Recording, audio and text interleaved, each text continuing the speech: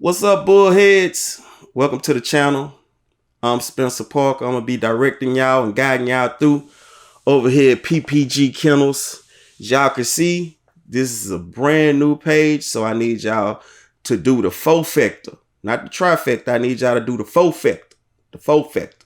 I need y'all to subscribe. I need y'all to hit that like button. I need y'all to hit that notification button. And I need y'all to share these videos of these cute little puppies, these bad little bulls that we got here, so the whole world can see what we doing down here in deep down in the South.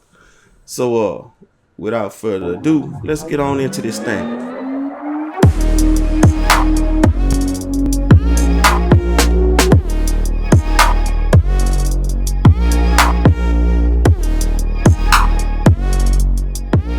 Okay, so let me tell you a little bit about us. We have a 5-year-old Magoo daughter named Princess Vanilla. We call her Honey. Although Honey is 5 years old, we have only had Honey for 6 months.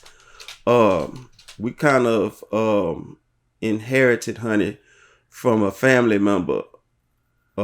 That's a different story for a different video. I'm gonna try to do that at another time.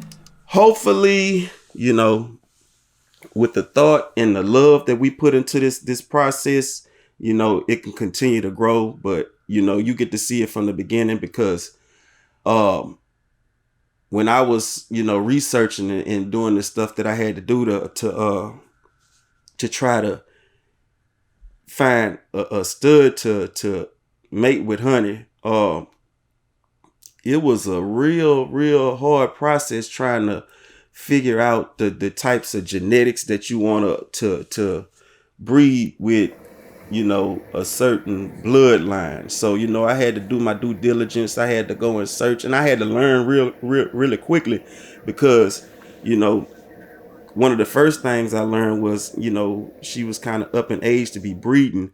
And if you wanted to keep that breed going, I would have to hurry up and get her bred. So the process, you know, with finding a breeder, it was really tedious, because you had to be very vigilant about who you contacting, who you giving your money to. At the end of the day, I think I found the perfect match as far as what I was looking for, as far as the breed. We decided to go with Omega from Venomlinesouth, because we like the overall look of the dog. Like, we like the genetics, you know, the lineage. Like, basically these dogs the bloodlines have been refined down from Dax. You have more of the positive traits of the dog coming through than the negative. So I wanted to get a stud with more of the positive traits. So I think I came up with a nice combination of genetics to get the perfect little baby bulls that I needed to start my yard. The process of breeding was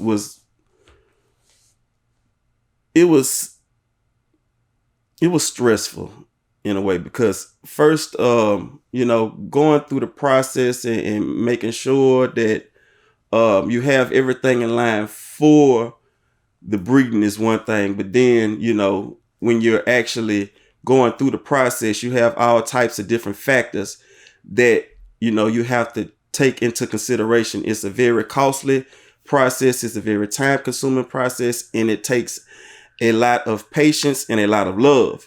If you don't love this breed, if you don't love what you're doing, period, you're not going to stay in this, because it is very time consuming. It takes up a lot of your time, and if you don't love these animals, then you're just not going to be a good breeder. That's just the facts. We went with Omega, and we actually had an issue with the shipping, so we almost missed heat because the semen arrived 2 days late. So it was like a real disaster. It was supposed to be shipped and come that Saturday.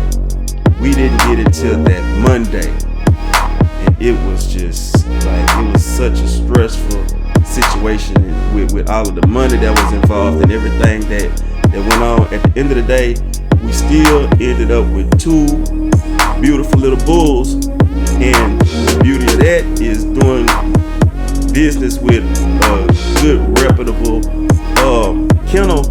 We basically continue on down the road to our next breeding with our full stud credit still intact, because we only had 2 pups. And that's what doing good business and dealing with a reputable breeder can get you. Because, you know, with all of that going on, you know what I'm saying, if I wasn't dealing with somebody who was reputable and stood behind their product, their family of bullets, then, you know, I would probably be here stuck with just, you know, my 2 pups and trying to build off that one initial investment when, you know, it wasn't really beneficial to me. But when you deal with somebody like that, they give you the opportunity to move on down the line and give you the opportunity to recoup what you've paid into the situation and try to, you know, get some of your money back. The process was real crazy because initially everybody was telling us that it was going to be 3, maybe 4 pups. They was looking at the ultrasound, because you really couldn't tell, because we went about a month. We went a month into the pregnancy, and they did the testing just to make sure she was pregnant, and then we went back a couple of weeks later. Because of the pandemic, you know, some things happened with the vet that we were dealing with, so we had to switch vets. So we took her to a different vet a couple of weeks later, and they were able to, you know, tell us that they were developing fine, and, you know, they could see the skeleton starting to form. I think it was on the first day of the skeleton formation, but they were saying like it was 3, maybe 4 pups. But at the end of the day, you know, when it was all said and done, we ended up with 2. They was like, you know, it was just 2 pups in there. Like, oh well, cool. You know, I think if we'd had more, it'd have probably been hard to get rid of any of them. So I think all of that first litter would have probably been staying with us. We would have really been starting the yard. These 2 fellas that we introduced into the world, Othello and Obama, are a week old. They are doing excellent. The refinement, the Dax refinement, that bloodline that came all the way around, and bam. So we got that refined blood, and we trying to take it to the next level.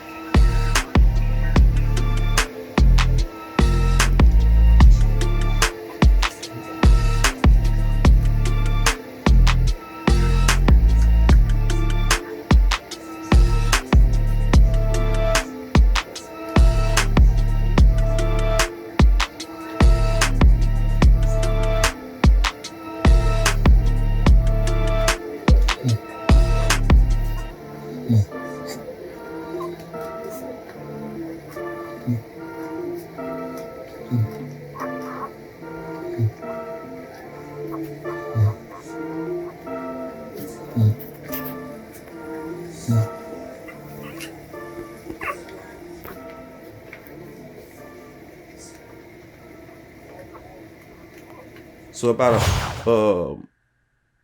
day 58, you know, temperature drop 98.7, 98.8, 98, and we was trying to hold on for a couple more days. So we finally, you know, took her to the vet, and the vet was like, you know, if she can hold on a couple more days, then I think we'll be fine on the original date we planned to do the C-section. So fortunately, she was able to hold out.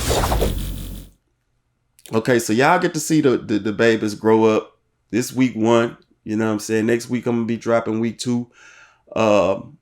of the growth. I just want to show them, they grow from, the first stages all the way up until adulthood. I want to show that transformation because you don't really see a lot of these bulls on the internet from they when they're first born to when they grow older into adulthood and see that real transformation, how they go from puppy to adult dog, throughout that period. So I wanted to chronicle the whole process of starting the yard and the reason why it was so important for us to start the yard and the reason why it's important for us to keep the yard going.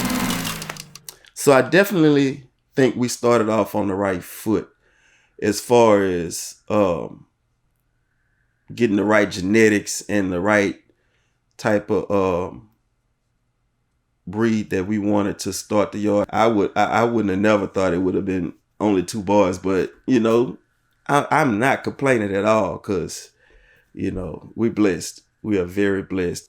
Don't forget, if you watching the video, you like the video, you like the puppies, you like the bulls, you like to see them grow up, don't forget to do the 4 factor, subscribe, hit that bell, like the video, and share it with all your friends. You understand? That's all you gotta do for me. Show your boy some love with the bulls, man. Share the video, like and subscribe, and all of that good stuff. I'm gonna leave y'all with Lil Othello and Obama doing their thing, just flopping around the whole wide world like they ain't got a care in the world. Yeah, because they know they taking care.